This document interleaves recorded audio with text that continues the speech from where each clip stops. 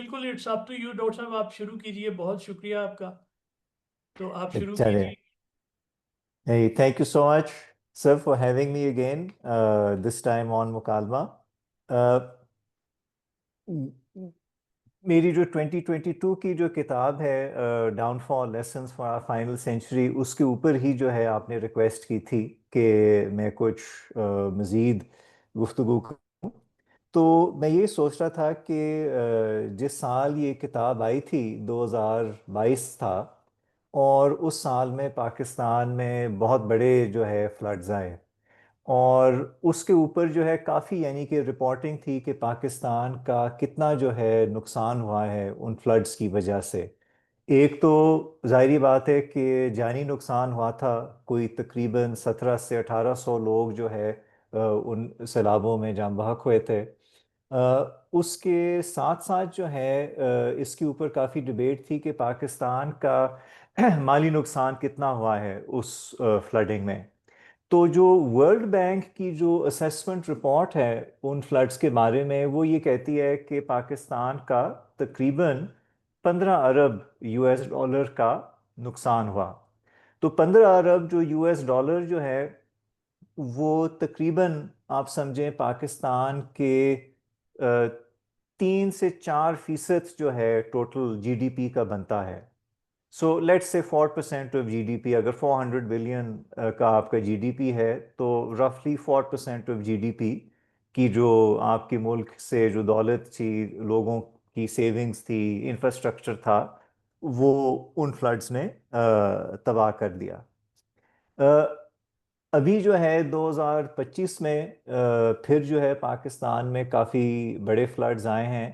अ, ये नहीं लगता कि वो उस स्केल पे आए हैं जो 2022 में आए थे. तो इसके ऊपर जो है there will still be damage assessment and other such things. जो लॉस ऑफ लाइफ है वो तकरीबन I think at the latest count कोई 800 से ज़्यादा है उन करंट फ्लड्स में. सो लेट अस से फॉर एग्जांपल कि जो टोटल डैमेजेस हैं इन फ्लड्स का जो अभी हो रहे हैं, that is let's say 50% of what happened in 2022. तो अगर वर्ल्ड बैंक ये कहती है कि 15 अरब डॉलर का नुकसान हुआ था 2022 में, so let us just for the sake of convenience से कि जी इस दफ़ा let's say 7 to 8 billion dollars का नुकसान हुआ है. तो इन यानी कि 3-4 सालों में अगर आप लेट्स से 15 को और 8 को मिला लें, तो तकरीबन 23 बिलियन डॉलर्स का आपका नुकसान हुआ है. So that is equal to रफली अबाउट 6% ऑफ द जीडीपी. और जब हम इन्हीं जो है 4 सालों की जो इकोनॉमिक ग्रोथ की स्टेटिस्टिक्स देते हैं, अगर आप उन 4 सालों को कंबाइन कर लें, तो आपकी जो टोटल जीडीपी ग्रोथ हुई है इन 4 सालों में, 2022, 23, 24, 25, वो मिला के रफली बनती है कोई 10%. तो यानी कि 10% जो है आपकी कौमी पैदावार जो है वो बढ़ी है इन 3-4 सालों में. और उसमें से जो आपके मुल्क की जो वेल्थ है, जो लोगों की चीज़ें हैं, वो 6% इक्विवेलेंट टू जीडीपी जो है वो वाइप आउट हो गई हैं. सो अगर आपकी जीडीपी ने 10% ग्रो किया है उस पीरियड में, तो 6% जो है सिर्फ जो है इन दो फ्लड्स ने आपकी जीडीपी से सब्ट्रैक्ट भी कर लिया है उसी यानी कि पीरियड में. So one of the important things is कि जब हम इस तरह की इवेंट्स को देखते हैं, तो हम अक्सर ये सोचते हैं कि भाई ये बहुत बुरा हादसा है और ऐसा जो है किसी भी वक्त हो सकता है. बट पूरी दुनिया में हम ये देख रहे हैं कि जो इन्वायरमेंटल डिस्ट्रक्शन है, एक्टिव इन्वायरमेंटल डिस्ट्रक्शन, वो अब बहुत ज़्यादा हो रही है. आप यानी कि नॉर्थ अमेरिका के फॉरेस्ट फायर्स देख लें, ऑस्ट्रेलिया के फॉरेस्ट फायर्स देख लें, स्पेन में जो ड्राउट चल रहा है उसको देख लें, और भी आर्कटिक में जो स्नो मेल्टिंग हो रही है उसको आप देख लें, हीट वेव्स जो आ रहे हैं पूरी दुनिया में इंक्लूडिंग इन यूरोप, उनको देख लें, तो ऐसे लगता है कि जैसे कि जिस दुनिया में हम अब रह रहे हैं, ये ऑब्वियसली वही थर्ड रॉक फ्रॉम द सन ही है, जिस पर हमारी स्पीशीज ने इवॉल्व किया था। मगर इस थर्ड रॉक फ्रॉम द सन का जो कुदरत का निज़ाम है वो बेसिकली इम्बैलेंस हो गया है। वो अब उस तरह चल, हम आदी थे उसके जो है स्टेबिलिटी के साथ चलने का। So when we think about कि collapse कैसे होती है, कि डाउनफॉल कैसे होता है, so often what happens is कि बहुत सारे टिपिंग पॉइंट्स होते हैं। और वो जो टिपिंग पॉइंट्स जो होते हैं, उनमें से काफ़ी सारे ऐसे होते हैं जो आप पहले से आइडेंटिफाई कर सकते हैं, और काफ़ी ऐसे भी हो सकते हैं जो आपको उनसे पहले जो है वार्निंग ना मिल सके। But in the case of climate change अगर हम सोचें, तो ये एक ऐसी चीज़ है कि हमारे पास बहुत वार्निंग थी। इनफैक्ट मैं आप सबसे जो है इनकरेज भी आपको करूंगा कि अगर आप यूट्यूब पे चले जाएं, तो 1985 की कार्ल सेगन की टेस्टिमनी है अमेरिकन कांग्रेस के सामने। और उस टेस्टिमनी में वो बिल्कुल सादे अल्फाजों में, यानी कि वो अल्फाज जो आप ये समझें कि एक मिडिल स्कूल का जो बच्चा है वो समझ सकता है, वो एक्सप्लेन करता है कि देखें, ग्रीन हाउस इफेक्ट क्या होती है, दुनिया जो है हीट कैसे गिव ऑफ करती है, कैसे रिटेन करती है। ग्रीन हाउस इफेक्ट में जो मुख्तलिफ गैसेस हैं हमारे एटमॉस्फेयर में, कुछ ऐसी गैसेस हैं जिसकी वजह से जो है हीट जो है ज़्यादा इफेक्टिवली ट्रैप होती है। अगर आप उन गैसेस की मिकदार एटमॉस्फेयर में बढ़ाना शुरू कर दें, सो उसका नतीजा ये होगा कि आपकी एटमॉस्फेयर जो है वो ज़्यादा हीट ट्रैप करेगी। और जब ज़्यादा हीट ट्रैप करेगी तो ऑब्वियसली दुनिया जो है उसका क्लाइमेट जो है वो बढ़ता चला जाएगा। और एक ऐसा वक्त भी आ सकता है कि एक रनअवे इफेक्ट शुरू हो जाए, यानी कि आप इतना यानी कि डाल दें उसमें मुख्तलिफ जैसे कार्बन है या मीथेन है या इस तरह की जो मैन मेड इमिशंस हैं एडिशनल, आप डाल दें कि बेसिकली वो एटमॉस्फेयर ही ना रहे जिसमें आपकी स्पीशीज़ ने इवॉल्व किया है, जिसकी आपकी एग्रीकल्चर चल सकती है और बाकी चीज़ें चल सकती हैं। सो ये एक, आप समझे, साइंसदानों को ये चीज़ जो है आज से कोई 40 साल पहले, एग्जैक्टली 40 ईयर्स अगो समझ में आ गई थी, और उन्होंने उसकी एडवोकेसी भी की, लोगों को समझाने की भी कोशिश की। जो सियासतदान हैं, स्पेशली अमीर मुल्कों के जो सियासतदान, बिकॉज अमीर मुल्क हिस्टोरिकली ज़्यादा रिस्पॉन्सिबल हैं फॉर द इमिशंस, उनको समझाने की कोशिश की कि भाई ये इस तरह की चीज़ें जो हैं वो हो जाएंगी हमारे साथ अगर हम अभी जो है फैसले नहीं लेते। अब सवाल फिर ऑब्वियसली ये उठता है कि कि कोई भी जो हुक्मरान तबका है, कोई भी जो रूलिंग एलीट होती है, वो ये तो नहीं चाहती कि जिस निज़ाम में वो रूलिंग एलीट है वो निज़ाम ख़त्म हो जाए। सो आज से 40 साल पहले से लेकर अब तक साइंसदानों ने हजारों लाखों जो है रिपोर्ट्स लिखी हैं, रिसर्च पेपर्स लिखी हैं, एडवोकेसी की है। उन्होंने समझाने की कोशिश की है साहिब इक़्तिदार को कि भाई आप बहुत सारी चीज़ें कर सकते हैं, बट अगर आप हमारी दुनिया के एटमॉस्फेयर की केमिकल कॉम्पोजिशन बदल देंगे और इस तरीके से बदल देंगे कि वो ज़्यादा हीट ट्रैप करना शुरू कर देगा, तो फिर हम सब मर जाएंगे। बेसिकली हमारी तहजीब ख़त्म हो जाएगी, एग्रीकल्चर ख़त्म हो जाएगा।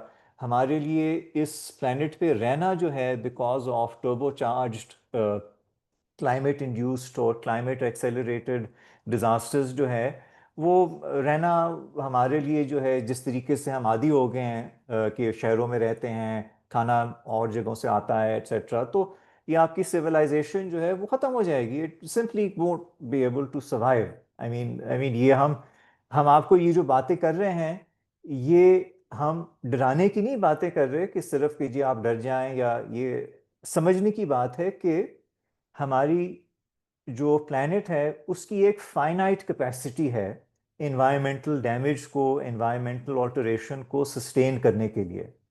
और एक दफ़ा आप उस डैमेज थ्रेशोल्ड को एक्सीड करेंगे और एक्सीड करते चले जाएंगे, तो वो जो कॉम्प्लेक्स सिस्टम्स हैं वो फिर कोलैप्स करना शुरू कर जाएंगे या अनस्टेबल होना शुरू हो जाएंगे। वो एक नया इक्विलिब्रियम ढूंढेंगे, और वो जो नया इक्विलिब्रियम होगा वो उस तरह के इक्विलिब्रियम होगा कि जहाँ पर हमारे लिए रहना जो है वो बहुत मुश्किल हो जाएगा, शायद बिल्कुल नामुमकिन हो जाए। So no ruling elite wants to be destroyed, but history teaches us that again and again ruling elites do get destroyed, और वो जो है नहीं सीखते हैं, नहीं समझने की कोशिश करते हैं उन चीज़ों को जिससे अगर वो सबक इन टाइम हासिल कर लें तो शायद वो बच जाएं, उनका निज़ाम बच जाए, वो शायद जो है ज़्यादा देर तक जो है अपनी पोजीशन को महफूज कर पाएं। So this is a basic question जो मैंने डाउनफॉल में पोज किया था कि हमारी जो प्रोग्रामिंग है, आप समझें हमारी जो फितरत कह लें जो हैं, और हमारी जो हिस्टोरिकल कंडीशनिंग हुई हुई है, उसमें कौन सी ऐसी चीज़ें हैं जिसकी वजह से हम नहीं अपने आप को रोक पाते उन चीज़ों से जिससे फिर हमारा जो है ज़वाल होना जो है वो फिर इनेविटेबल हो जाता है। So that is in a sense what I try to look at in downfall. Now इसमें जो है वो बहुत सारी चीज़ें आ जाती हैं when it comes to understanding this sort of behavior. सबसे पहला पहला मसला जो हमें ये आता है, हमारे सामने ही आता है, वो ये है कि किसी भी माशरे में जो उस माशरे की रूलिंग एलीट होती है उनके पास बाकी लोगों से वसाइल ज़्यादा होते हैं, उनके पास ज़्यादा प्रोटेक्शन होती है from the bad effects of the environment, diseases, all sorts of other things. So आप ये समझें कि इलीट्स जो होती हैं हर माशरे में, वो एक बबल के अंदर रहती हैं, और उस बबल में उनको कोई ऐसी ख़ास अपनी ज़िंदगी में परेशानी नहीं होती, उनको किसी चीज़ की कमी नहीं होती, उनको जो भी जो है चीज़ें चाहिए अच्छी ज़िंदगी गुजारने के लिए उनको आसानी से जो है वो मिल जाती हैं। So personally they are safe from the effects of whatever decisions they are making. So सबसे पहले जो हमारा मसला ये होता है कि जब हम किसी एब्स्ट्रैक्ट डेंजर की बात करते हैं, जैसे कि क्लाइमेट चेंज है जो बड़े पैमाने पे चल रहा है, तो जो रूलिंग एलीट होती है वो ये समझती है कि हम अगर इस मसले को एड्रेस करने की कोशिश करेंगे तो हमारे लिए शॉर्ट टर्म में और मीडियम टर्म में बहुत ज़्यादा इनकन्वीनियंस होगी, बहुत ज़्यादा जो हमारा पॉलिटिकल या सोशल कैपिटल है वो इस मसले को एड्रेस करने में हमारा कंज्यूम हो जाएगा, ख़त्म हो जाएगा। और फिर वो एलीट्स ये समझते हैं कि अगर हम ये टफ डिसीजन अभी ले भी लेते हैं समहाउ, तो इसका जो फ़ायदा जो है वो आज से 20, 25, 30, 40, 50 साल बाद जो है सामने आएगा।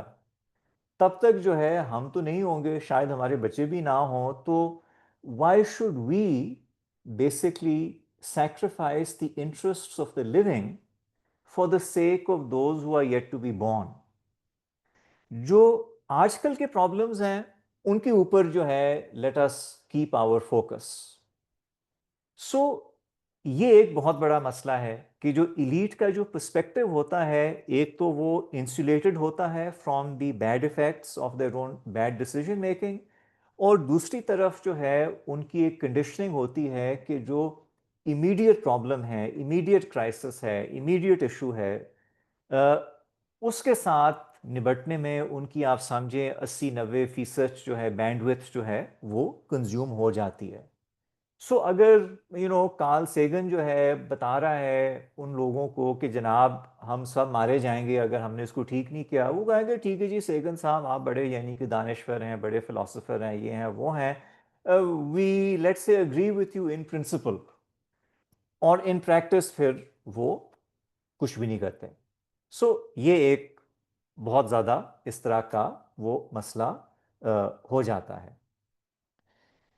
Then of course you have an other problem, और वो प्रॉब्लम ये है कि जब हम बात करते हैं इलीट पे प्रेशर डालने की, when we think about let's say social pressure, कि जी ठीक है इलीट तो इंसुलेटेड है, इलीट तो चलें अपने जो है महलों में रह रही है, अपने प्राइवेट जेट्स पे ट्रैवल कर रही है, वो तो समझती है कि चलो यार हमें तो कोई ऐसा मसला नहीं है, दुनिया हमारे लिए तो बेहतर ही होती चली जा रही है, so to help with all this nonsense about climate change and civilisation collapse और ब्ला ब्ला ब्ला। बट जो आम लोग हैं वो तो इस तरह इंसुलेटेड नहीं हैं इन चीज़ों से, उनको तो सामने करना पड़ रहा है तमाम आफतों को जो उनके सर पे जो है ये मुसीबत खड़ी हो रही है, from climate change, from other such things. उनको तो एक्टिवली डील करना होता है with the effects of this environmental collapse in the immediate term.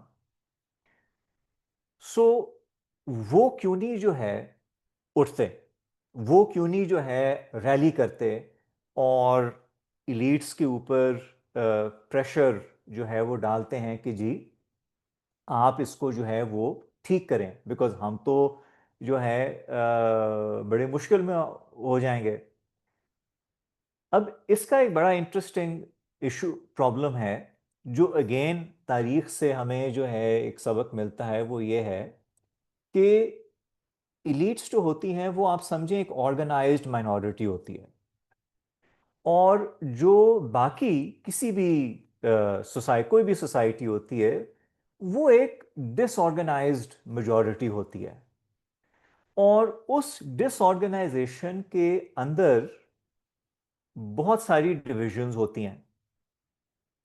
कुछ आइडेंटिटी के बेसिस पे डिविजन्स होती हैं, कुछ क्लास के बेसिस पे डिविजन्स होती हैं, कुछ आपके जियोग्राफिकल लोकेशन पे होने से होती हैं, कुछ जेंडर की वजह से डिविजन्स होती हैं। So there are a lot of these divisions.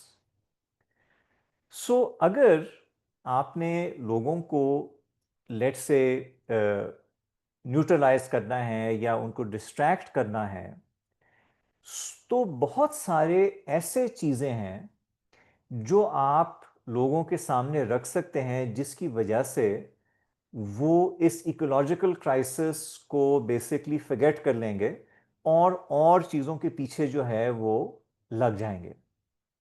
So a very good example of this is कि जब हम बात करते हैं लेट्स से एनवायरमेंटल सस्टेनेबिलिटी की, तो जो सियासतदान है, अमीर मुल्क का सियासतदान हो या गरीब मुल्क का सियासतदान हो, वो फौरन बात कर देता है इकोनॉमिक वेलफेयर की, इकोनॉमिक ग्रोथ की, जॉब्स की।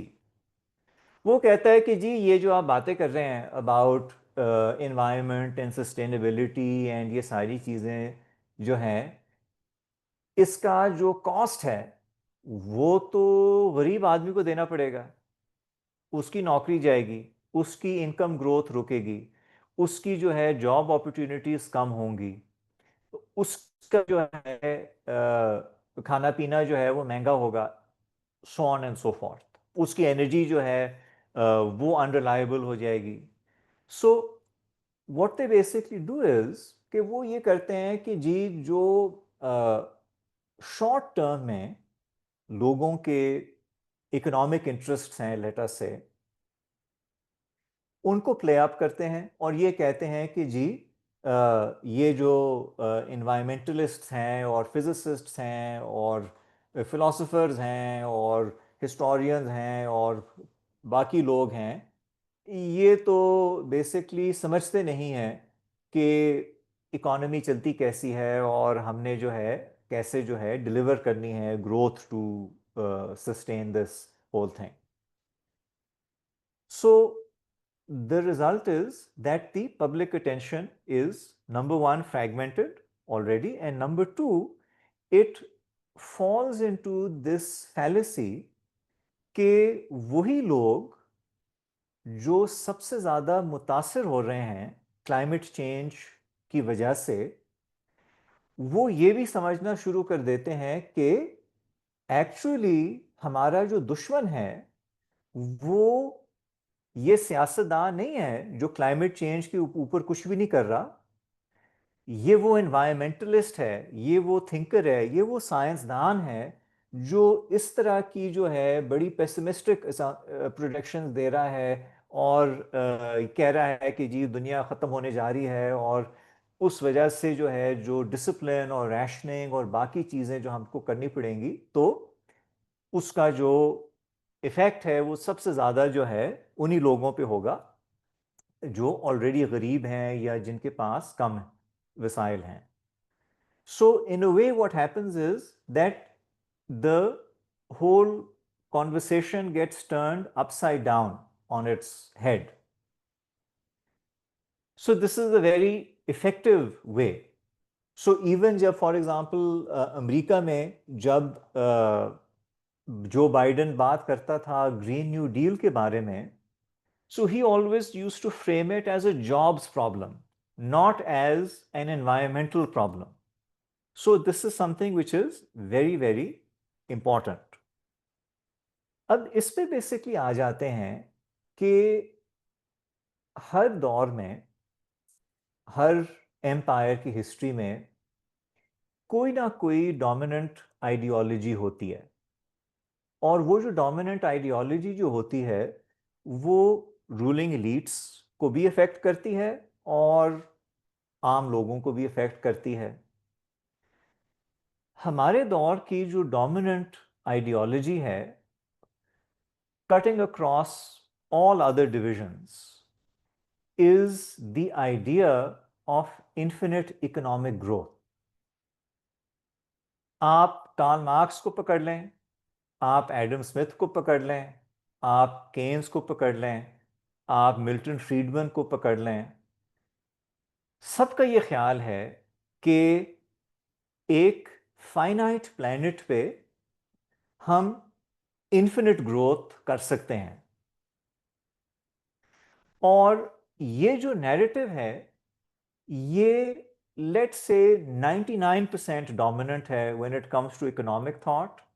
एंड जो इकोनॉमिक थॉट है क्योंकि वो एक वाहिद सोशल साइंसेस का सब्जेक्ट है जिसमें हुक्मरान तबका कोई जो है इंटरेस्ट रखता है, तो वो इससे जो है आइडियाज़ लेकर वो इसी चीज़ को एको करते हैं, इसी चीज़ को पैरट करते हैं कि जी इन्फिनिट ग्रोथ जो है हम चाहते हैं और इन्फिनिट ग्रोथ जो है हम डिलीवर करेंगे.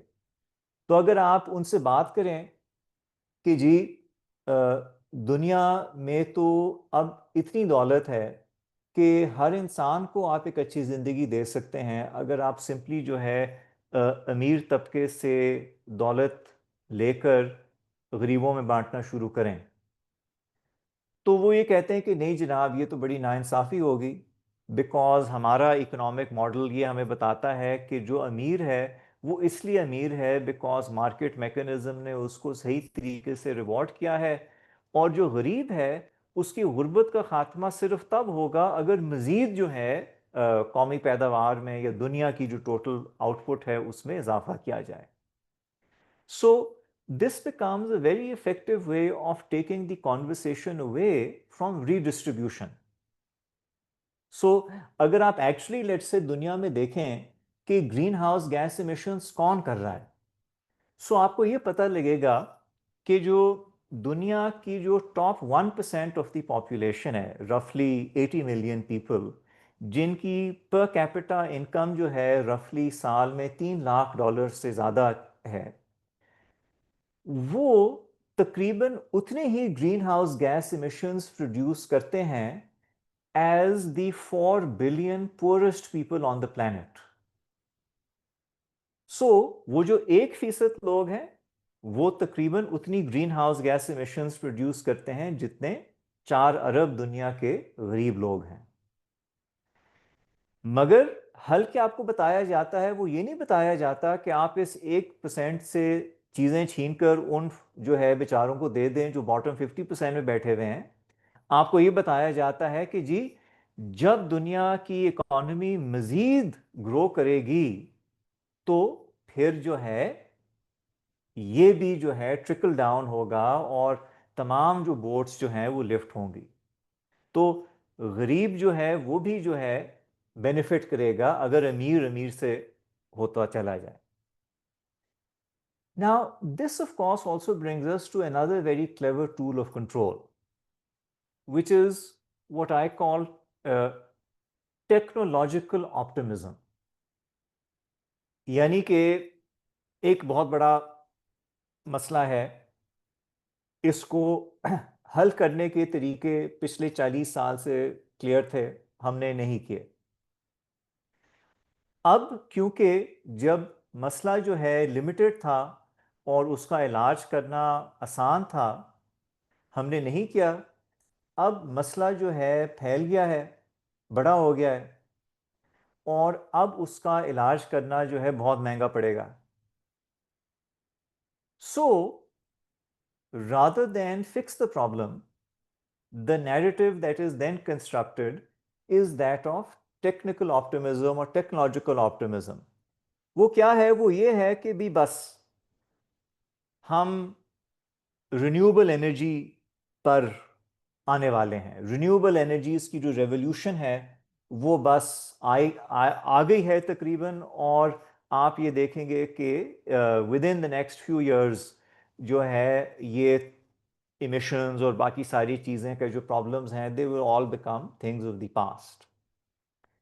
Now what is interesting is कि at this moment that we are sitting here having this conversation,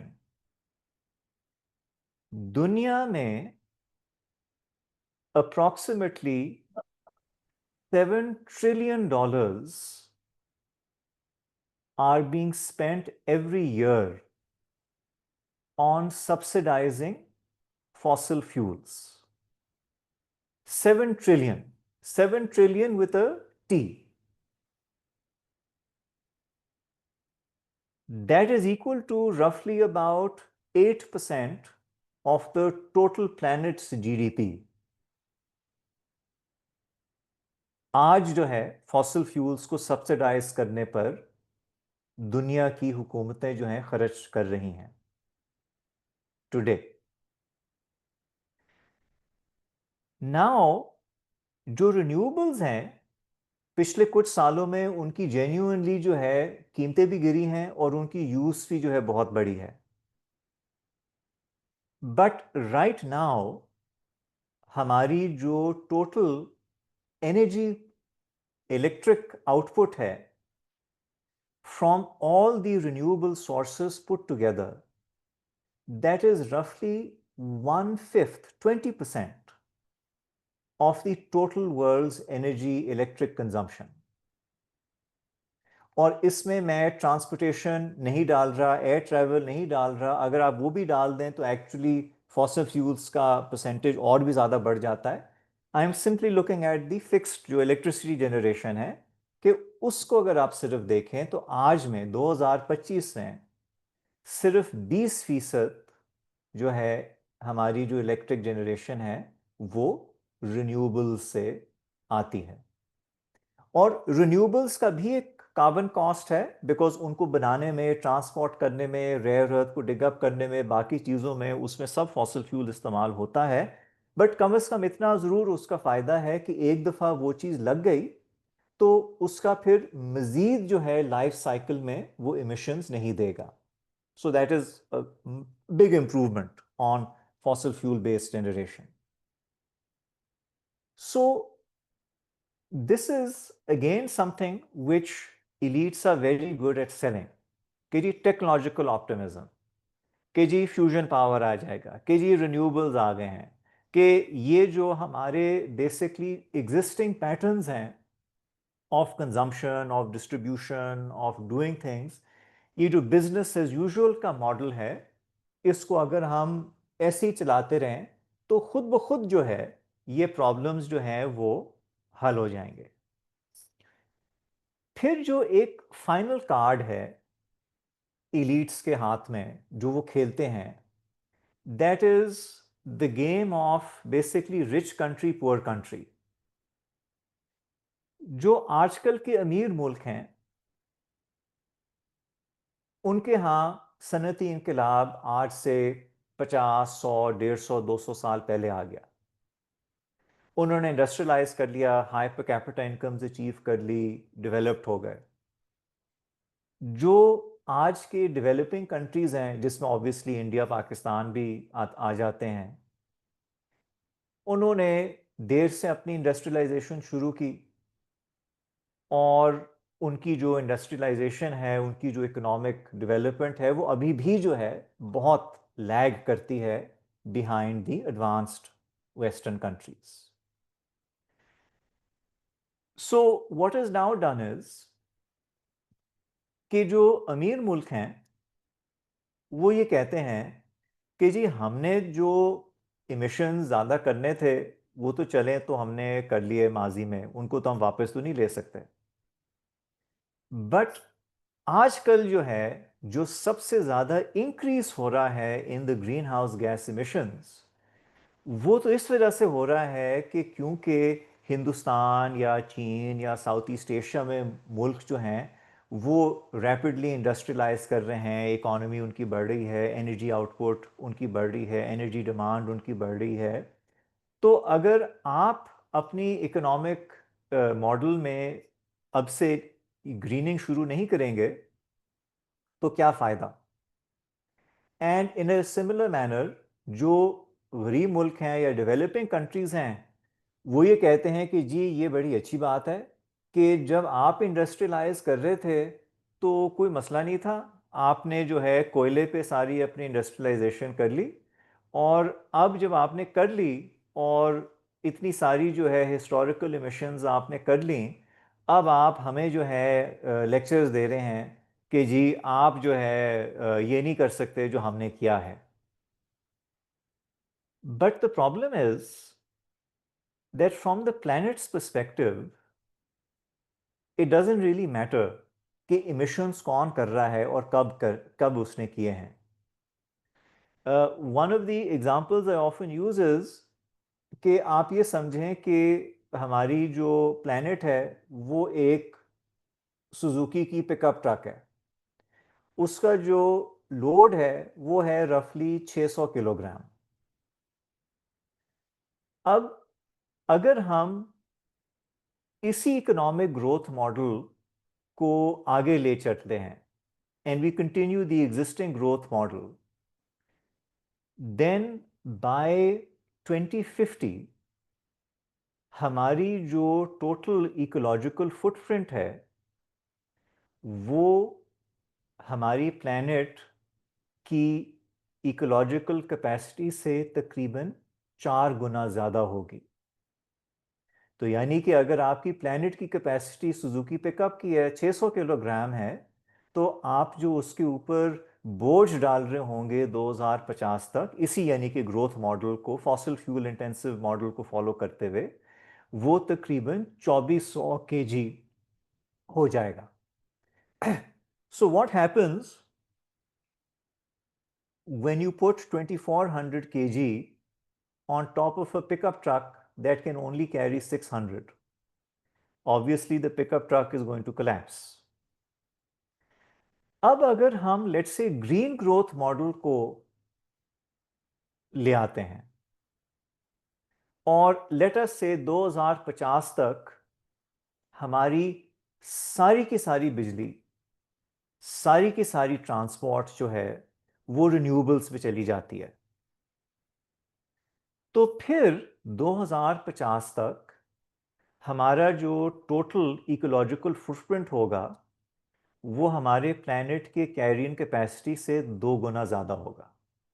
तो यानी कि अगर 600 केजी की आपकी पिकअप ट्रक है तो इसका मतलब ये है कि 1200 केजी का उसके ऊपर वेट आपने डाल दिया होगा। The point of course of this thought experiment is कि for the poor pickup truck जो 1200 केजी है और 2400 केजी है, वो एक एकेडमिक डिस्टिंक्शन तो हो सकती है, but in both cases the pickup truck is going to break down. So the only way to save the pickup truck, that is to say the planet, is to bring the total load below 600 kg. That's the only way.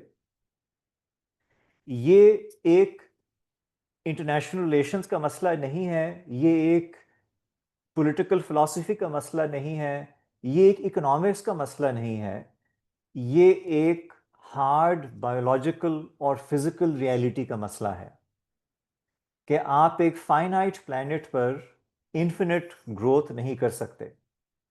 Whether it is green growth or dirty growth or mixed growth, you can't do it. I mean, ये एक hard limit है। और again इस hard limit के ऊपर आज से बहुत सालों पहले 1972 की बड़ी अच्छी किताब है called the limits to growth. ये 4 MIT के साइंसदान थे जिन्होंने ये किताब लिखी थी और उन्होंने बेसिकली प्रिडिक्ट किया था कि अगर हम इसी यानी कि ग्रोथ मॉडल पे चलते गए तो हमारी जो इंडस्ट्रियल सिविलाइजेशन है वो 21वीं सदी के तकरीबन मिडिल पार्ट में collapse कर जाएगी। इट विल collapse बिकॉज जो हमारा अंडरलाइंग रिसोर्स बेस है वो इस ग्रोथ को सस्टेन नहीं कर सकेगा और एक दफा आप उसको ओवरशूट करेंगे और ओवरशूट करते करते चले जाएंगे तो आपकी जो अंडरलाइंग कैपेसिटी है इकोलॉजी को मेंटेन करने के लिए वो भी कम होती चली जाएगी and eventually the whole thing will just fall apart. So again this is something which is been very well understood by scientists, by thinkers who've been engaging with this problem. But again, the problem is not that we don't understand the problem. The challenge is कि इस चीज के बावजूद कि हम इस problem को number 1 समझते हैं, नंबर 2 बहुत एम्पल वार्निंग थी हमारे पास इसको हल करने के लिए, मगर किसी ने भी जो है वक्त में इन वार्निंग्स पर अमल नहीं किया। So this brings me to basically a final intervention and then I'll stop here. जो तारीख की पहली किताब समझी जाती है वो है हेरोडोटस की हिस्ट्रीज। हेरोडोटस ने तकरीबन आज से 2500 साल पहले ये किताब लिखी थी और ये किताब बेसिकली बताती है कि जो पर्शियन एम्पायर था और जो ग्रीक सिटी स्टेट्स थे उनके दरमियान में जो जंग हुई थी वो कैसे शुरू हुई, क्यों हुई, कौन उसमें लोग थे जो उसमें इन्वॉल्व थे और at the end of the day जो उसके जो रिजल्ट्स थे वो क्या थे और क्यों थे। So in it Herodotus uses a very interesting mechanism जहां पर जो हुक्मरान हैं उनको किसी ना किसी शक्ल में अच्छा मशवरा मिलता है, वो मशवरा जिससे शायद वो बच सकते हैं, मगर वही जो हुक्मरान हैं वो ऐसे जो है ताकत के नशे में बैठे हुए हैं कि वो उस अक्ल की बात को नहीं समझ पाते या उस अक्ल की बात को बेवकूफ़ी समझते हैं और उसको डिसमिस कर देते हैं। और फिर जब वो गलतियां करते हैं और उनका ज़वाल शुरू होता है या उनकी सल्तनत या जो भी उनकी स्टेट है ख़त्म हो जाती है या तबाह हो जाती है, तो फिर उनको एहसास होता है कि I should have listened to the voice of reason. But what Herodotus tries to tell us is that this is precisely the problem that we have. That जो फलसफा है, जो हमारी सोच है, वो तो कोशिश करती है कि लोगों को समझाया जाए on the basis of the power of our argument, on the basis of the power of our reason. But what Herodotus explains is that actually power has its own argument. और वो एक ऐसी इंटॉक्सिकेशन है कि एक दफा आप उसके नशे में आ जाएं तो आपकी अकल पे पर्दा लग जाता है.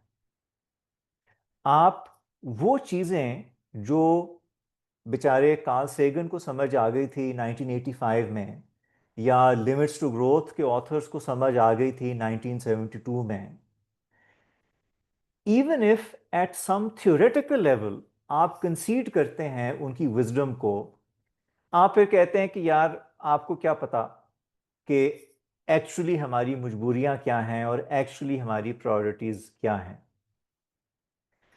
So this is basically the tragedy that Herodotus lays out कि हमारा जो हुब्रस है, बेसिकली जो ये प्राइड है, वो हमें इनेविटेबली नेमेसिस की तरफ लेकर जाता है.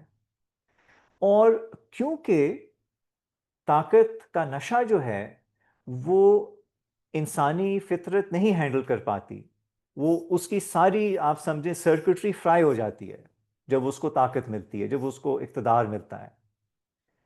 तो ये हमारी एक आप समझे इटर्नल प्रॉब्लम है, इसका कोई हल नहीं है, इससे कोई इम्यून नहीं है. हर एक सोसाइटी, हर एक निज़ाम, हर एक सिस्टम, हर एक आइडियोलॉजी, हर एक जो भी आपका जो है सोशल सेटअप है, जो भी जो है, उसका यही बुनियादी मसला ये होगा कि जो साहिब इक़्तिदार हैं, जो साहिब इख्तियार हैं, जो आपकी रियासती या सोशल अशरफिया है, वो इसेंशली उस ताकत की नशे की वजह से बेअकल हो जाती है. और जब वो बेअकल हो जाती है तो फिर आपका जो भी निज़ाम है, जो भी सल्तनत है, जो भी राज है, वो फिर इनेविटेबली डाउनफॉल की तरफ बढ़ना शुरू हो जाता है. So basically when we think about global civilisation, जो हमारी तहजीब है, जो मॉडर्न इंडस्ट्रियल सिविलाइजेशन है, तो वो भी इस बुनियादी उसूल के तहत जो है अपनी अंजाम तक पहुंच रही है. और जो हमारे इस दौर के सोलॉन और हेरोडोटस हैं, वो बक बक के थक गए हैं, मनबर आ गए हैं, चुप हो गए हैं. नए भी आ जाते हैं उनकी जगह लेते हुए, वो भी जो है थक जाते हैं वही यानी कि बात कर कर के. And at the end of the day no one is willing to act on their advice. And the result is that everybody is headed for the same outcome. क्योंकि हमारी एक ग्लोबल सिविलाइजेशन है, तो हमारा जो डाउनफॉल होगा वो पुराने दौरों की तरह की डाउनफॉल नहीं होगा. जैसे कि फॉर एग्जांपल रोमन एम्पायर ख़त्म हो गया, यूरोप की डार्क एज शुरू हो गई, मगर बाकी दुनिया जो है उसका तो दौर अच्छा ही गुजरता रहा. उसके बाद इस्लामिक एम्पायर गिर गई, ख़राब हो गई, मंगोलों ने तबाह कर दिया, चले नो प्रॉब्लम, जो यूरोप है उसका रेनेसांस शुरू हो गया. But this collapse is a truly global collapse. क्योंकि जो आपका एटमॉस्फेयर है, जो आपकी बेसिक इकोलॉजी है, जो आपकी दुनिया का थर्मल सिस्टम है, वो तो हर एक के लिए बराबर है. अगर आप इस्लामाबाद में बैठे हुए हैं और कोई न्यू दिल्ली में बैठा हुआ है और तीसरा बीजिंग में बैठा हुआ है, and the world heats up by +3 degree Celsius,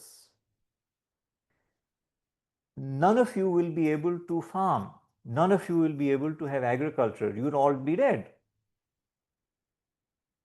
So again, ये एक moral argument नहीं है, ये एक hard scientific argument है जो दुनिया के सबसे काबिल लोगों ने पिछले जो है 50-60 साल से वो कर रहे हैं, और उनको कोई सुनने वाला नहीं है। उनको कोई समझने वाला शायद हो, मगर सुनने वाला जो है वो कोई भी नहीं है। At least nobody who matters is interested in what they have to say. Thank you so much. I will stop at this point. I hope I have not taken too much time. Sir So बहुत we शुक्रिया, can. Thank you very much. हम में से बहुत से लोगों ने मुफ्त में आज किताब पढ़ ली थोड़े से टाइम में। बहुत शुक्रिया सर, थैंक यू वेरी नहीं मच। नहीं, pleasure. जी Pleasure. जी साजिद साहब, जी साजिद साहब, साजिद साहब कीजिए क्वेश्चन, साजिद गौरी साहब। जी सर, अस्सलाम वालेकुम। जी वालेकुम सर, अस्सलाम। आवाज आ रही है? जी जी आ आ रही है, रही आ रही है। जी बताएं। सर मैं सर का वैसे पर्सनली बहुत बड़ा फैन हूँ कि ये हमेशा से ही इनोवेटिव, हमेशा से ही मुनफरिद रहे हैं। आज का इनका लेक्चर भी बहुत ही फ्रूटफुल था। तो मैं थोड़ी सी अपनी पर्सनल ऑब्जर्वेशन देना चाहूँगा। मैंने फ्लड के साथ काफ़ी काम किया है, रिलीफ ऑपरेशन में। तो मुझे ये लगता है कि जैसे हम जो इंडस वैली सिविलाइजेशन की तबाही की वजूहात पढ़ते हैं, तो उसमें 3-4 बड़ी दी जाती हैं। तो एक तो ये फ्लड ही थे, क्योंकि मैंने इस इंटेंसिटी से यहाँ पे लोवियम देखा है, या रेत मिट्टी गारा जो भी पानी के साथ बह के आता है, कोई वो तो इतना ज़्यादा होता है कि उससे तो हर चीज़ तबाह हो सकती है। अभी दरिया चिनाब में सबसे ज़्यादा आया है, 10 लाख क्यूसेक का रेला। अगर ये 25-30 का हो तो यहाँ तो कुछ भी नहीं बचेगा। पहले तो बिल्कुल ही नहीं बचा होगा, क्योंकि पहले ना बैराज थे ना डैम थे। तो मुझे तो यही लगता है कि जो इंडस वैली सिविलाइजेशन जो तबाह हुई है, वो हमारे इन्हीं फ्लड्स ने की है। दूसरा सर, मैं आपसे ये बात करना चाहूँगा कि आपकी बेशुमार बातें हैं, उसमें जो ज़्यादा बातें ये है कि हमारे जो हुक्मरान हैं अपने वक़्त से पीछे हैं। तो हम अवाम अपने लिए क्या सोचें कि हम इन फ्लड्स को रोकने के लिए किस तरह खुद को इंडस्ट्रियलाइज करें, किस तरह मुल्क में जमहूरियत लेके आएँ, हक़ हाकमियत अवाम के पास हो, तो हमको बेहतर कर सकें। इस पे कमेंट कर दें। जी अच्छा, सो मैं अगर रिस्पॉन्स अभी दे दूं, इज दैट ओके? जी कर ले सर, हाँ कर बिल्कुल, बिल्कुल ठीक है, बिल्कुल ठीक है। अच्छा, तो देखें, एक जो हमारा एक जो चीज़ जो थी, जो मैंने उसका जिक्र नहीं किया पहले, बट क्योंकि आपने ये बात कर दी है तो मैं इसका अब मैं जिक्र कर देता हूँ कि एक जो बहुत बड़ी इन्वायरमेंटल क्राइसिस के हिसाब से नैरेटिव जो लोग पैदा करते हैं, वो ये है कि जो आम लोग हैं या जो कम्युनिटीज़ हैं, वो किसी तरह मिलकर जो है इसका मुकाबला कर सकती हैं, इवन इफ अगर हायर लेवल पे, गवर्नमेंट लेवल पे, स्टेट लेवल पे, इंटरनेशनल लेवल पे जो है वो रिस्पांस फोर्थ कमिंग नहीं है। इसकी एक बड़ी इन अ सेंस फनी मिसाल दी जाती है।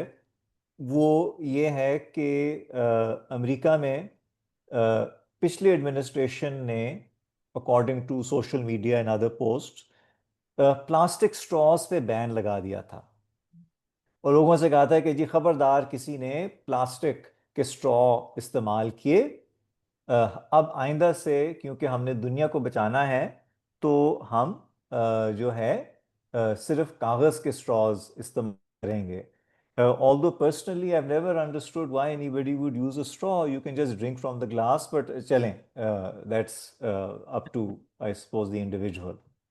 So uh, जब ट्रंप आया तो उसने एग्जेक्टिव ऑर्डर साइन किया रीइंस्टेटिंग प्लास्टिक स्ट्रॉज, बड़े फैन फेयर के साथ। उन्होंने कहा कि जी जनाब, ये बड़ी जो है इको फैशिज्म हो रही थी और लोगों की फ्रीडम छीनी जा रही थी, तो मैंने जो है लोगों को वापस उनकी राइट दे दी है to use a plastic straw. Now this is a very interesting thing, क्योंकि जब आप अमेरिका की टोटल प्लास्टिक की आउटपुट को आप देखते हैं तो उसके बारे में एक बड़ा मज़ेदार स्टेटिस्टिक है। वो ये है कि अमेरिका में तकरीबन 90% जो प्लास्टिक है वो रिसाइकल नहीं होता। तकरीबन 9-10% रिसाइकल होता है, 90% जो है वो रिसाइकल नहीं होता। वो किधर जाता है? वो या लैंडफिल में चला जाता है ऑब्वियसली, या उसको जो है समुद्र में डंप कर देते हैं। पूरे पूरे अब आइलैंड्स बन गए हैं एक्चुअली इन द ओशंस, जो बेसिकली प्लास्टिक के बने हुए हैं, गार्बेज के बने हुए हैं। So now the thing is कि बड़े स्केल पे रिसाइकलिंग जो है करना, वो कोई इंडिविजुअल या कम्युनिटी नहीं कर सकती। वो सिर्फ जो है स्टेट कर सकती है, या कोई बड़ी कंपनी कर सकती है जिसके पास एक प्रॉपर सप्लाई चेन हो, जो basically from the initial collection of the item to the recycled sale उसको मैनेज कर पाए। जब ये डिबेट हो रहा था तो मुझे एक बात याद आई कि when I was growing up in the 1980s, तो आई रिमेंबर कि पाकिस्तान में हम आम तौर पे शीशे की बोतलें इस्तेमाल करते थे, और वो शीशे की बोतलें रिसाइक्लेबल होती थी। बड़ी बोतल भी रिसाइक्लेबल होती थी और छोटी बोतल भी रिसाइक्लेबल होती थी। और मुझे ये भी याद है कि जब हम जाते थे सौदा लेने के लिए, तो we often use to have that big जो गनी सैक होता है। तो चीज़ें लेनी है तो शॉपर तब होते थे, बट ज़्यादातर जब आप जाते थे to get the grocery for the house, you would have your own gunny sack. फिर मिड 90s में डिस्पोजेबल कल्चर आ गया कि जी प्लास्टिक की बोतलें हर जगह, प्लास्टिक की चीज़ें एट्सेट्रा। और अब जो है पाकिस्तान का जो, दो obviously overall Pakistan is not a big contributor to greenhouse gas emissions, but जो हमारी एक जो बड़ी कंट्रीब्यूशन है टू ग्लोबल पोल्यूशन, वो is through the disposable, bad disposal of these plastics. Now again, ये मसला जो है कोई इंडिविजुअल हल नहीं कर सकता। ठीक है, अगर मैं अपने पर्सनल लेवल पे जो है प्लास्टिक ना इस्तेमाल करूं, वो तो ठीक है अपनी जगह पर, मैं अपने साथ अपना बैग लेके चले जाऊं to the market. But the problem is कि जो प्लास्टिक का यूजेज है इंडस्ट्रियल या कमर्शियल पर्पसेस के लिए, वो तो वहीं का वहीं है। और जो पैकेजिंग है वो भी प्लास्टिक में हो रही है। तो मैं मार्केट जाता हूँ, मेरा खाना जो है प्लास्टिक में रैप्ड है और स्टायरोफोम में, मैं उस प्लास्टिक की चीज़ को उठा के अपने जो है कपड़े के थैले में डालता हूँ, और समझता हूँ कि जनाब मुझसे तो बेहतर इन्वायरमेंटलिस्ट दुनिया में नहीं है। So this actually is what we call the decentralisation myth, कि जो बड़े कॉर्पोरेट्स हैं, जो हुकूमतें हैं, उन्होंने ये बात ड्रिल की हुई है। बेसिकली उन्होंने कह दिया है कि जी अगर आपको तकलीफ है कि दुनिया ख़त्म होने जा रही है, कि देखिए डॉक्टर इल्हान नियाज़, आपको बड़ी तकलीफ है कि दुनिया ख़त्म होने जा रही है, तो फिर आप जो है प्लास्टिक ना इस्तेमाल करें, आप जो है पेट्रोल ना इस्तेमाल करें, आप जो है हवाई जहाज़ पे ना बैठें। आप क्यों लोगों को इस तरह की जो है अफसोसनाक और दर्दनाक जो है कहानियाँ बता रहे हैं और उनका ऑप्टिमिज्म किल कर रहे हैं, उनकी उम्मीद छीन रहे हैं। You should practice what you preach, let's say. But the problem is again structural. मैं और लेट्स से दुनिया की 10-20-30% आबादी ये सारे काम करना शुरू भी कर दे, जो स्ट्रक्चरल डायनामिक है that is in place. Now let me give you another example to illustrate this. Just imagine कि दूसरे जंग अजीम में एडोल्फ हिटलर साहब जो हैं और उनके जो इत्तेहादी हैं उन्होंने टोटल वॉर की हुई है बाकी पूरी दुनिया पर। और जो एलाइड पावर्स हैं, रूस, इंग्लैंड और अमेरिका, उनकी हुकूमतें ऐलान करते हैं कि एक्सेस पावर से निपटने के लिए हम ये चाहते हैं कि हर सिटीजन जो है अपने घर में बैठ के हथियार बनाए, गोश्त खाना बंद करे और मुख्तलिफ चीज़ें जो हमें चाहिए जंग के लिए वो बनाना शुरू करें अपनी पेट्रियाटिक ड्यूटी समझ के। ऑब्वियसली अगर आप ये करेंगे तो एडोल्फ हिटलर जंग जीत जाएगा। सो दिस इज द प्रॉब्लम कि जो स्केल है उसको एड्रेस करने के लिए आपके पास इसेंशियली गवर्नमेंट रिस्पांस के अलावा कोई और तरीका नहीं है। यस, डेफिनेटली कम्युनिटीज को जिस हद तक अपने आप को वो बचा सकते हैं उनको कर लेना चाहिए। बहुत सारी ऐसी चीज़ें हैं जो लोग कर सकते हैं। So for example I saw very good video from India कि जहाँ पर जो घर हैं उनके रूफ टॉप्स को वो ब्राइट वाइट पेंट में जो है पेंट कर रहे हैं टू रिफ्लेक्ट द सनलाइट। तो उससे जो है जो नीड है फॉर एयर कंडीशनिंग और बाकी चीज़ें वो थोड़ी कम हो जाती है।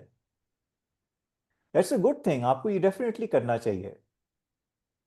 और भी चीज़ हैं जो आप कर सकते हैं, रेन वाटर हार्वेस्टिंग कर लें, अगर यानी कि आपकी फार्म है तो उस पर कर लें, अगर आपका इवन छोटा सा जो है मकान है या प्लॉट है उसके ऊपर आप कर लें। These are all good things. आप अपने घर के पीछे जो है अगर आपके पास है इस तरह की जगह, एक कंपोस्टिंग पाइल बना दें।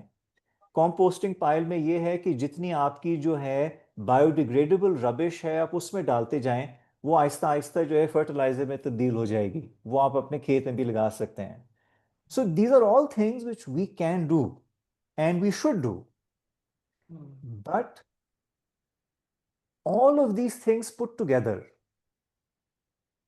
are not going to make a dent जब हुकूमतें जो हैं हर साल $7 ट्रिलियन फॉसिल फ्यूल कंपनियों को दे रही हैं सब्सिडी। सो ये बेसिकली मसला है कि जो हमें जो है समझना चाहिए कि essentially there is no alternative to a state response. ठीक। यस, आप और चीज़ें करनी भी चाहिए obviously, but they are not going to have that impact. Thank you. बहुत शुक्रिया जी। मरहबा, मरहबा, अनम्यूट करें। जी जी, अस्सलाम वालेकुम। फर्स्ट ऑफ ऑल सर, आपकी जो किताब है वो इस कदर थॉट प्रोवोकिंग और इट इज सो रीडेबल कि आपका किताब रखने को दिल नहीं करता। The essays are excellently written and they go on from a point in history, और वो आपको करंट इस वक्त जो सिचुएशन नजर आती है वो उस तक लेकर आते हैं। एन एक्सीलेंट एक्सीलेंट जो है वो आपकी किताब है। एंड अब मेरे जो Thank कुछ you. सवालात हैं, सवालात तो बहुत हैं मगर उनमें से चंद एक सवाल है। जो सबसे पहला जो सवाल है वो है कि क्लाइमेट डिनायल में हम रहते हैं। I remember watching I think it was Nat Geo's कोई डॉक्यूमेंट्री थी when I was in school age. It was an inconvenient truth. It was about global warming and how the poles were melting and how in the future हमारा जो अर्थ का temperature हो जाएगा वो rise हो जाएगा and flooding and so forth. It was all predictable. There were all signs and it was based on scientific evidence. So how do people have these values? How do their minds work that they are in that denial and वो उस reality को face नहीं करते या उसके हवाले से सोचना भी नहीं पसंद करते? और दूसरा सवाल मेरा ये है कि what kind of behavioral change, psychological और at institutional reforms जो है वो हम लेकर आ सकते हैं कि लोग इसके मुतालिक सोचें या अपनी गवर्नमेंट्स को या अपने स्टेट को जो है वो एनवायरमेंटल फ्रेंडली या क्लाइमेट से रिगार्डिंग जो है वो एक्शन लेने पर आमादा करें। और इसके अलावा सर एक बात ये है कि जब वो मैं बुक पढ़ रही थी तो वो मुझे सारी क्योंकि आपने ये लिखी आई बिलीव 2022 में है ये बुक, मगर अभी कॉप हुई तो उसमें जो है हम देखते हैं कि बाकू जो है वो सेलेक्ट किया गया, एक ऐसी इकोनॉमी जो चलती ही फॉसिल फ्यूल्स के ऊपर है, और फिर वहाँ पे तमाम लोग इकट्ठे हुए प्लेन्स के ऊपर आए जो कि स्टिल ऑन फॉसिल फ्यूल्स हैं, और फिर मतलब हमारा कार्बन फुटप्रिंट उस एक गैदरिंग में इस कदर चला गया कि हमारा जो एजेंडा था वो कहीं शायद जो है वो पीछे रह गया। तो उस हवाले से आप जो है एनवायरनमेंट, फिर आप देखेंगे कि जेफ बोजो जो है उसकी वेडिंग के ऊपर ये एनवायरमेंटल जो आपको हमें नजर आते हैं एनवायरमेंटलिस्ट, उन्होंने बकायदा जो है वो इकट्ठे हुए और उन्होंने न्यू लिबरलिज्म और कैपिटलिज्म एंड ओवर कंजम्पशन, और जेफ बोजो को बेसिकली टारगेट करके ये बात की कि वो ओवर कंजम्पशन जो है वो हमारी माशरे का हिस्सा बनती जा रही है, इंस्टेड कि हम उसे कट डाउन करें, we are pushed towards it by social media, by our उस चीज को हम किस तरह साइकोलॉजिकली या इंस्टीट्यूशनल लेवल पे अपने बिहेवियर्स को जो है वो रिफॉर्म्स कर सकते हैं। अच्छा, ठीक, ओके। सो देखें, जहाँ तक क्लाइमेट डिनाइल की बात है, बिकॉज अब तो बहुत सारे अब डॉक्यूमेंट्स ही अवेलेबल हैं and you can go online and you can see them, कि जो दुनिया की बड़ी एनर्जी कंपनीज थी, कंपनीज लाइक शेल और Enron, you can actually now see their internal assessments from 60s to the 80s, जिसमें they themselves clearly understood कि अगर हम इसी जो है फॉसिल फ्यूल इंटेंसिव मॉडल पे चलते गए तो हमारी दुनिया का जो एटमॉस्फेरिक कॉम्पोजिशन है वो बदल जाएगा, और एक दफ़ा जो हमारे ग्रीन हाउस गैस पार्टिकल्स हैं, particularly carbon but also others, वो एक लेवल से ऊपर चले गए तो दुनिया में रन अवे ग्लोबल वार्मिंग जो है का पीरियड शुरू हो जाएगा। अब ये जो चीज़ है ये फॉसिल फ्यूल कंपनियां themselves understood. So their own scientists were not in denial about the reality of climate change. They knew that this is going to happen. They just didn't care that it would happen, because उनका ख्याल ये था कि जी ठीक है, आज से 80-90 साल बाद ये चीज़ होनी है तो देखी जाएगी। ये एक और बहुत बड़ा मसला है with people. The problem is कि जो कुदरत है उसका जो टाइम स्केल है वो इंसानों के हिसाब से, हमारी लाइफ स्पैन के हिसाब से बहुत लॉन्ग ड्यूरेशन का होता है, और इंसान जो है वो बेसिकली शॉर्ट टर्म में ही ज़्यादातर सोचता है। तो कोई ऐसी थ्रेट जो स्पेसिफिकली, लेट्स से अगर सिक्योरिटी थ्रेट हो, उसके ऊपर तो बहुत जल्दी से आपकी सेंसर्स ट्रिगर हो जाते हैं। बट अगर कोई ऐसा थ्रेट हो जो नंबर वन बहुत फैला हुआ हो, बहुत एब्स्ट्रैक्ट हो, और आपको ये लगता है कि लेट्स से अगर आप 1960s में बैठे हुए हैं यूएस कांग्रेस में, या 1980s में बैठे हुए हैं किसी मुल्क की क़यादत में, तो आपको लगता है कि यार 40-50 साल बाद ये चीज़ होगी, so come on, how can we seriously start to deal with this sort of situation? So this is a very very big problem. In fact, I would strongly recommend कि वो जो कार्ल सेगन की testimony है वो आप जाके देख लें ऑन यूट्यूब, क्योंकि he was a very good science communicator on top of being a very good scientist, and वो बिल्कुल जो है simply he explains the mechanism. अब वो मैकेनिज्म जो है वो अब ट्रिगर हो रहा है। सो we've already crossed the 1.5 degree Celsius threshold जो IPCC ने basically declare किया था कि ये safe limit है. हालांकि safe limit नहीं है, but चलें उन्होंने कहा कि जी इस level तक let's say we can handle the effects of climate change. 2025 जो है ये शायद दूसरा साल होगा कि हम +1.5 सेल्सियस पे होंगे, और अगर 2026 भी जो है +1.5 पे चला जाता है, so then it basically means that +1.5 is the new baseline. ठीक. Now scientists tell us कि अगर +1.5 डिग्री सेल्सियस भी एवरेज टेम्परेचर इंक्रीज सस्टेन होना शुरू हो जाती है, by the end of this decade, like 3-4 years from now, दुनिया के जो ब्रेड बोल्स हैं, जिसमें से हमारी इंडस बेसिन भी है, हिंदुस्तान की गैंजीज ब्रह्मपुत्रा भी है, जिसमें यूरोप की भी मुख्तलिफ इलाके हैं, चाइना की भी है, Yangtze Yalu etcetera, they will start becoming unfit for intensive agriculture. At one point जो हम पहुंच गए हैं, so I mean ये तो आज से 1992 में या 93 में अगर लोग सोचते कि भाई 1.5 डिग्रीज का चलो आज से 40 साल बाद हो जाता है तो मैनेज कर लेंगे या जो भी कर लेंगे, but this is now. So the problem is again कि हमारी जो बेसिकली टाइम की परसेप्शन है, that is warped by our humanity. Basically it is very difficult for human beings to think very far into the future. It is very hard for us to even imagine 2-3 years into the future, let alone 50-100 years, etc. और इसके ऊपर एक बड़े अच्छे philosopher हैं, उनका नाम है रोमन क्रुजनारिक.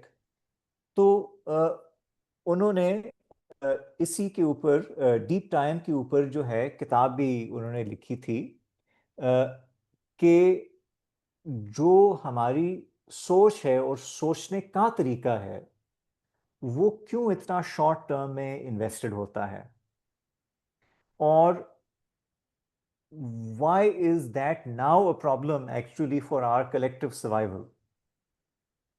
So इसके से निकलने के लिए there is no obvious answer.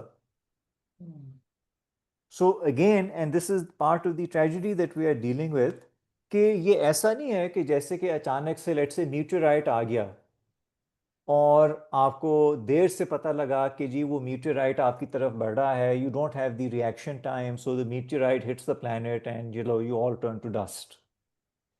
ये तो ऐसी चीज़ है कि आपने बेसिकली एक इकोलॉजिकल बूमरैंग को सेट इन मोशन किया है, आपने खुद वो फेंका है, खुद आपको पता था कि ये वापस आएगा हमारे पास, और आपने उसकी वापसी का कोई इंतज़ाम नहीं किया.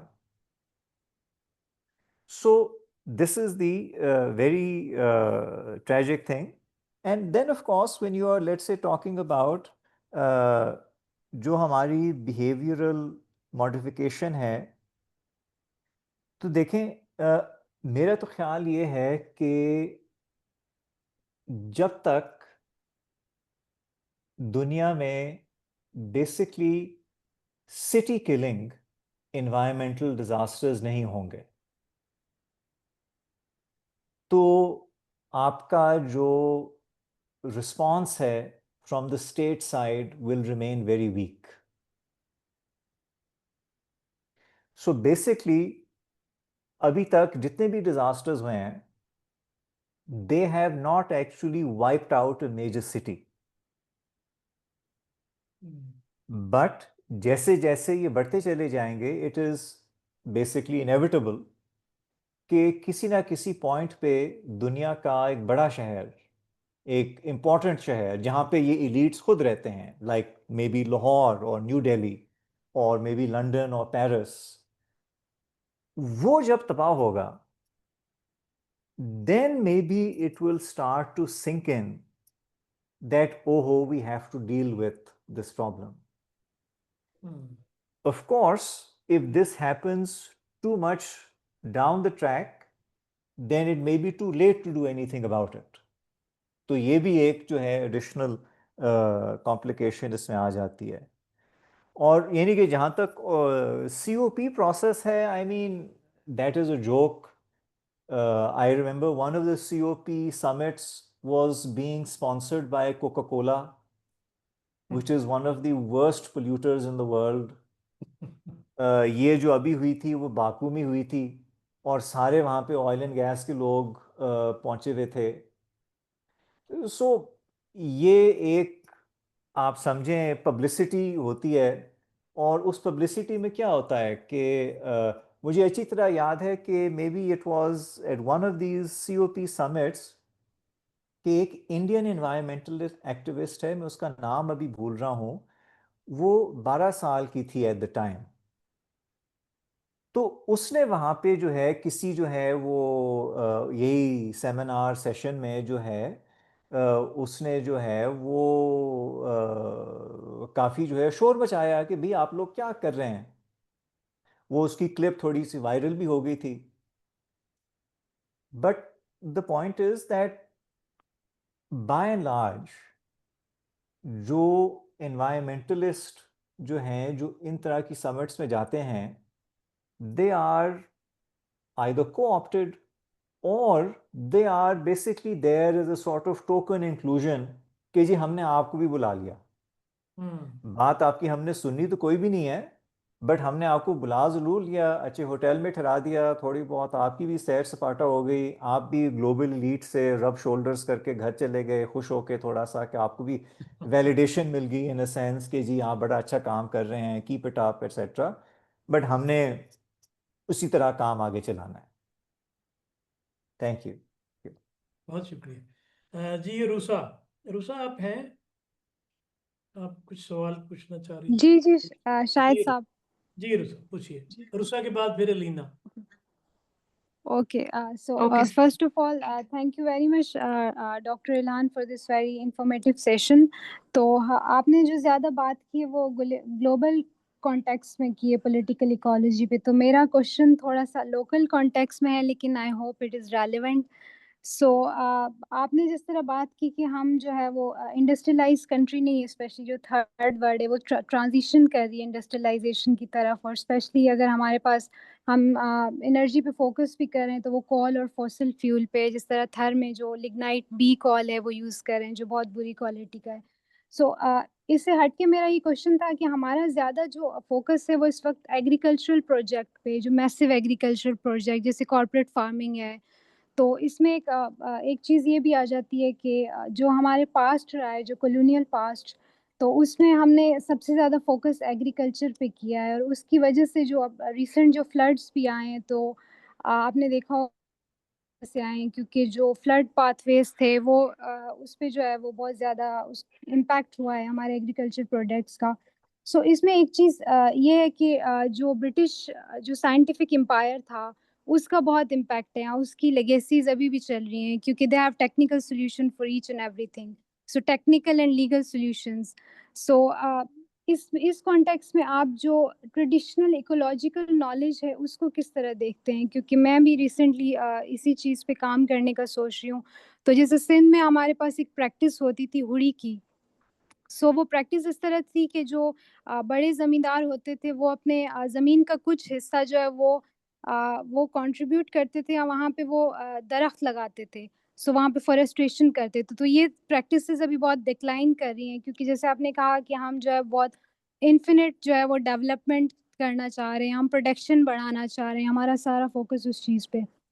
सो आई वांटेड टू आस्क कि ये जो ट्रेडिशनल इकोलॉजिकल नॉलेज है जिस पे काम हो रहा है, या एंथ्रोपोलॉजी के डिसिप्लिन में ग्लोबली उस पे काम हो रहा है, तो पाकिस्तान में आपको कोई स्पेस नज़र आ रहा है इसके लिए, या उसको पॉलिसी में या उसको इंस्टीट्यूशनलाइज करने में आपको लग रहा है कि कोई फ्यूचर में आपको कोई उसके चांस नज़र आ रहे हैं? Okay. Should I respond now? जी जी जी Okay. सर. अच्छा, okay, so एक तो I mean the reference Pakistan, maybe the good news is कि actually Pakistan is not industrializing and we haven't been industrializing for at least the last 25 years. We've given up on that.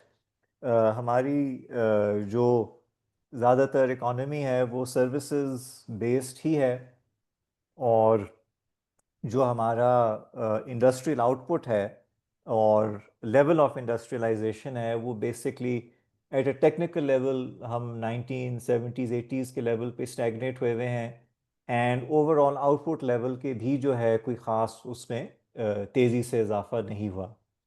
Or this is reflected in your exports and other such things, and you can compare them to other countries.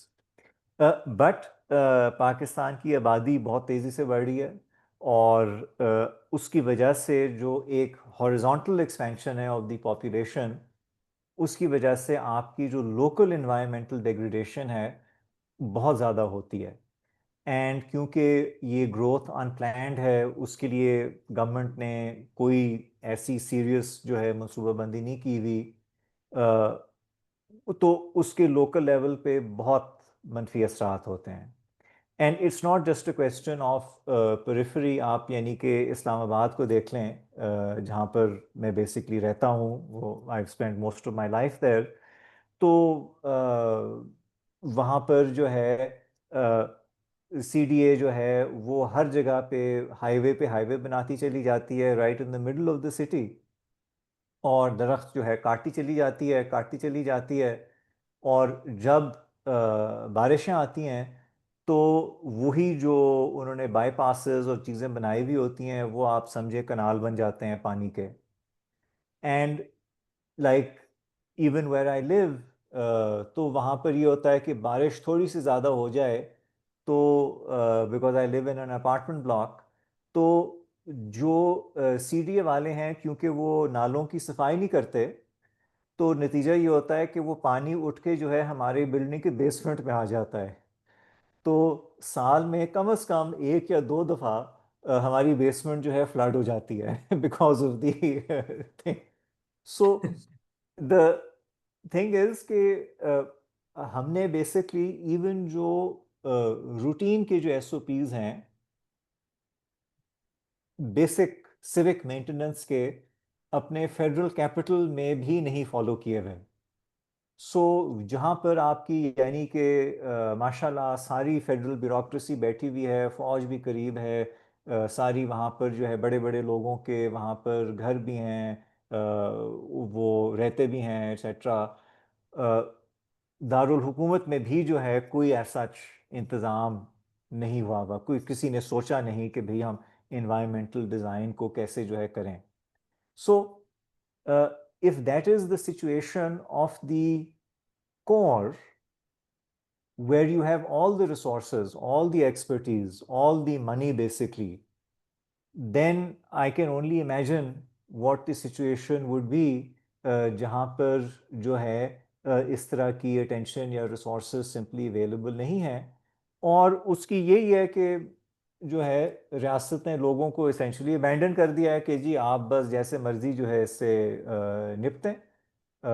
जैसे हम नहीं कहते कि जी अल्लाह बेहतर करेगा, तो वही जो है हमारी हुकूमत कहती है कि जी बस जी it's basically in God's hands, help yourself if you can, or pray for divine intervention if you must. So that's the extent of it. So when it comes to local knowledge or other such things, I think there are two things we need to bear in mind. The first is कि जो हमारा आज का जो Indus बेसन है वो एक बहुत heavily engineered environment है.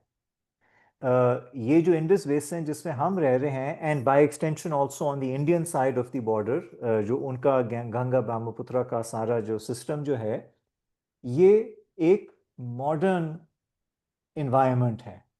ये इन्वायरमेंट यहाँ पर आज से कोई 200-300 साल पहले नहीं थी फंडामेंटली स्पीकिंग. अब वो जो नॉलेज था इस आर्टिफिशियल एनवायरनमेंट को इन अ सेंस क्रिएट करने में, उसने एक सोसाइटी भी क्रिएट कर ली, उसने एक इकोनॉमिक सिस्टम भी क्रिएट कर लिया, और उसने बहुत सारे वेस्टेड इंटरेस्ट्स भी क्रिएट कर लिए उस सिस्टम को मेंटेन करने में। दूसरी तरफ अगर आप कॉलोनियल दौर से पहले की जो है एग्रीकल्चरल नॉलेज में चले जाएं या ट्रेडिशनल इंडिजिनस प्रैक्टिसेस में आप चले जाएं, डेफिनेटली आई वुड आर्ग्यू कि जब आपका ये हैवी मेंटेनेंस सिस्टम फेल होगा under the impact of climate change, जिसके लिए ये बेसिकली डिज़ाइन नहीं हुआ होगा, तो फिर आपके पास यही ट्रेडिशनल नॉलेज ही बच जाएगी। क्योंकि ये जो मॉडर्न एक्सट्रैक्टिव नॉलेज है, if two put it in a certain sense, उसका जो एनवायरमेंटल डिस्ट्रक्टिव लूप है वो इतना ज़्यादा है कि after a few centuries it simply collapses and we are now headed into that phase. So I would argue that it would be very important to redevelop or re-engage with as much of that traditional knowledge as is possible, and to find in it whatever solutions we might be able to find, जो basically non-intensive solutions हैं, जिनमें जो है आप effectively without heavy input अपने environment को manage करने की कोशिश करते हैं, और rather than basically controlling the environment or dominating the environment, जो modern दौर का तरीका है environment को deal करने का, आप basically adapt करते हैं अपने आप को उसी environment के rhythm के साथ रहने में. So I think that actually would make a lot of sense in the situation that we are facing. Thank you. बहुत शुक्रिया सर। जी Elina. Yes, sir. Am I audible? जी जी जी जी बोलिए Elina. Okay. Sir, firstly, it was a very nice session, so thank you so much. And आपकी book भी मैंने पढ़ी, it's an amazing book overall. It's very insightful. So my question is कि आपने I think in your second last chapter, like the chapter before your conclusion, आपने एक point raise किया that I found to be really interesting. उसमें you said कि जो liberal orders हैं, आपने like social and economic orders की, political orders की बात की, थोड़े टाइम की ज्यादा सरवाइव कर जाएंगे रादर देन लिबरल ऑर्डर। तो उसमें आपने कहा है कि right wing fascist order will they might be able to survive a little longer जब कोलैप्स या जब डाउनफॉल हो जाएगा। सो उस पे अगर आप थोड़ी सी क्लैरिटी प्रोवाइड करना चाहें, बिकॉज ये point मुझे बहुत इंटरेस्टिंग लगा था। अच्छा, तो जो लिबरलिज्म का ओवरऑल जो फ़लसफ़ा है उसके बहुत सारे मुख्तलिफ पहलू हैं। उसका एक इकॉनमी का अंडरस्टैंडिंग है, और ऑब्वियसली सियासत, सोसाइटी, जेंडर, आइडेंटिटी, बहुत सारे यानी कि चीज़ों के साथ जो है लिबरलिज्म अपने आप को आइडेंटिफाई करता है। अब विद इन लिबरलिज्म एक आप समझें बेसिक कॉन्ट्रडिक्शन है। वो ये है कि जो लिबरलिज्म का इकोनॉमिक फ़लसफ़ा है वो आर्ग्यू करता है कि नंबर वन प्राइवेट प्रॉपर्टी होनी चाहिए, number two right to accumulation होनी चाहिए of that private property, number three right of inheritance होनी चाहिए, that is passing of that private property down to your descendants. और ये फंडामेंटल राइट्स हैं as far as liberalism is concern. और अगर आप क्लासिकल लिबरलिज्म को देखें तो उसमें इसेंशली आइडिया भी यही था कि किसी भी माशरे में वो लोग जिनके पास प्रॉपर्टी होती है वही जो है अच्छे सिटीजन्स बन सकते हैं, और बाकी सारे जो राइट्स हैं वो प्रॉपर्टी के साथ ही अटैच होनी चाहिए। जो मॉडर्न लिबरलिज्म है वो इस क्लासिकल लिबरलिज्म से थोड़ा सा हटके है। वो ये कहता है कि नहीं, जो लीगल इक्वालिटी है, सोशल इक्वालिटी है, जेंडर इक्वालिटी है, इलेक्टोरल इक्वालिटी है, ये चीज़ें जो हैं सबको जो है बेसिकली बराबर मिलनी चाहिए। मगर जो इकोनॉमिक एस्पेक्ट है उसको वो नहीं छेड़ता, वो कहता है कि जी वो भी साथ साथ चले और ये भी साथ साथ चले। अब मसला ये है कि अगर आपने एक तरफ से ये इजाज़त दी हुई है कि अमीर लोग अमीर से अमीर होते चले जाएं और प्राइवेट प्रॉपर्टी जो है वो सैक्रोसैंक्ट है, उसको कोई छेड़ नहीं सकता, और दूसरी तरफ आपने लोगों को जो है इक्वालिटी प्रॉमिस की हुई है of different types, social, political, gender, whatever, a contradiction is created because जो आपका इकोनॉमिक सिस्टम है वो एक अनइक्वल सोसाइटी पैदा करेगा। अनइक्वल इन द सेंस कि कुछ लोग होंगे जिनके पास बहुत सारा सरमाया होगा, बहुत सारी दौलत होगी, और जो अक्सरियत है उसके पास बहुत कम होगा या वो गरीब होगी। So how do you reconcile the interests of the wealthy elite with the interests of the masses to whom you have promised at a, let's say constitutional level equality? Because functionally तो equality नहीं रहती। अगर एक बंदे के पास अरबों dollar हैं और वो इलेक्शन खरीद सकता है और आपके पास एक वोट है और उसके पास भी एक वोट है, so you not equal in any substantive sense of the term. आप जाके अपना एक वोट डाल भी दें, अगर उसने सारे कैंडिडेट्स को पैसे दिए हुए हैं तो आपकी चॉइस तो खत्म हो गई। So basically there is this inherent contradiction. Now the problem is that how do you resolve this contradiction?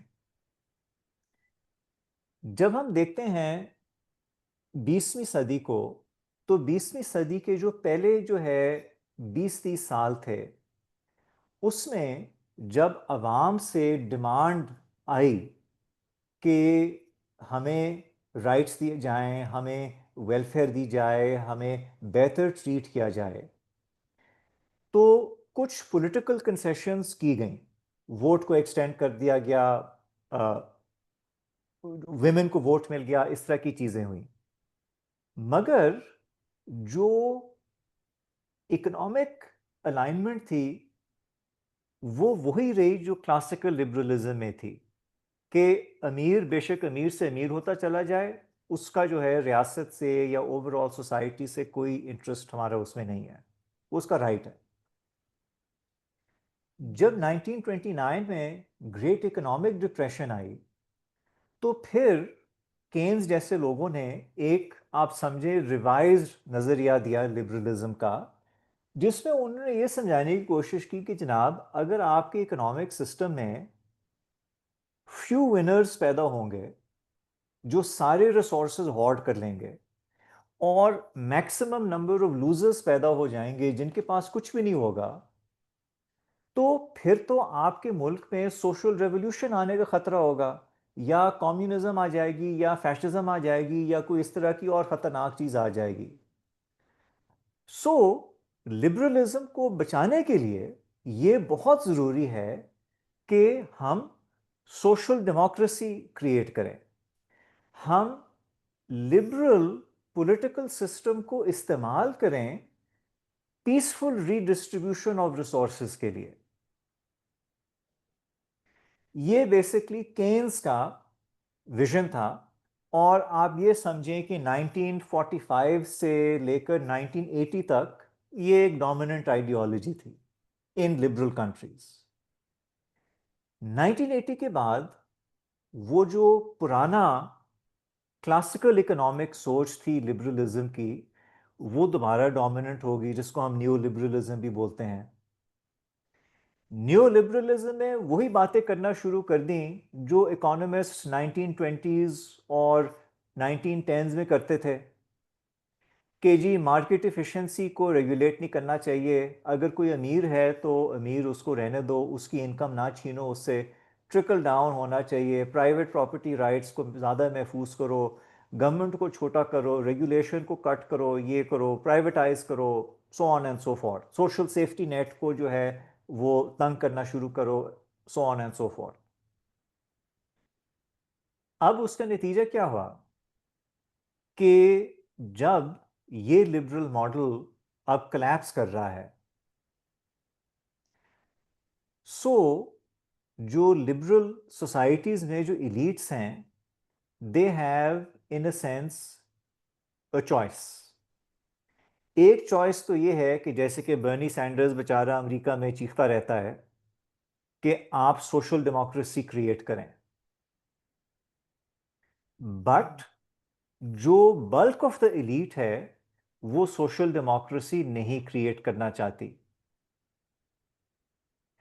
वो एसेंशियली जो उनके मुल्क के जो अमीर लोग हैं, जो उनके जो है प्लूटोक्रेट्स हैं बेसिकली, उनके साथ मिलकर हुकूमत चलाना चाहती है। सो what is now happening is very similar to what happened in the 1920s। क्योंकि लिबरल पॉलिटिकल एलीट्स दौलत को रीडिस्ट्रीब्यूट नहीं करना चाहते, तो they are moving to the right politically। So in some countries like India, you have right-wing populists like Modi, or in America, you have right-wing populists like Trump। In other countries, you may have serious right-wing movements, जैसे कि Germany में आजकल AFD जो है उसका vote share बढ़ रहा है। फ्रांस में जो उनकी नेशनल फ्रंट है मैरी ले पेन की, वो जो है बढ़ रही है। इंग्लैंड में ऐसे लग रहा है कि जो रिफॉर्म यूके वाले हैं वो शायद अगली पार्लियामानी इलेक्शंस में जो है अच्छा खासा जो है वोट ले जाएं। So this is one option within the liberal system। So my argument basically is that जब scarcity पैदा होती है और जब economic instability पैदा होती है,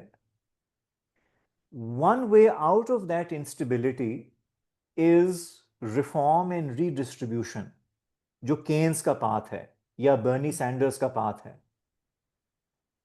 The other way out of that instability is reaction and repression, जो ट्रंप का पाथ है, जो मोदी का पाथ है।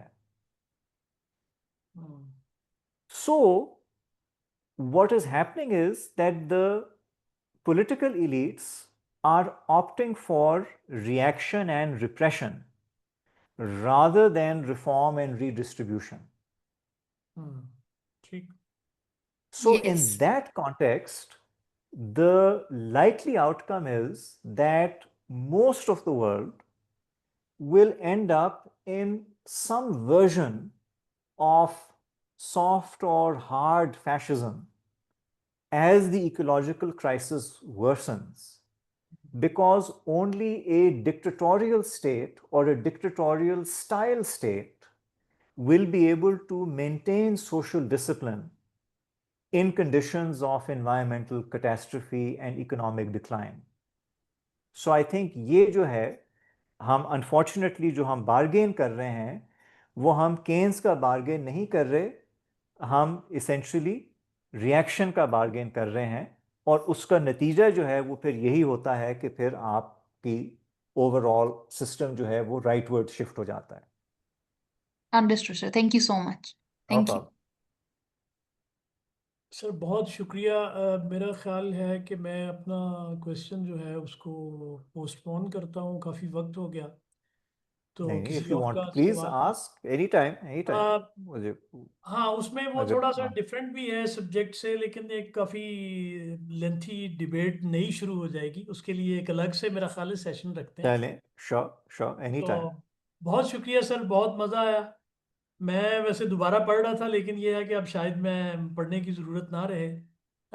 Thank you very much. नहीं, thank you for having me, thank you for बहुत हैविंग मी, शुक्रिया, बहुत शुक्रिया। My pleasure. टेक केयर, खुदा हाफिज़।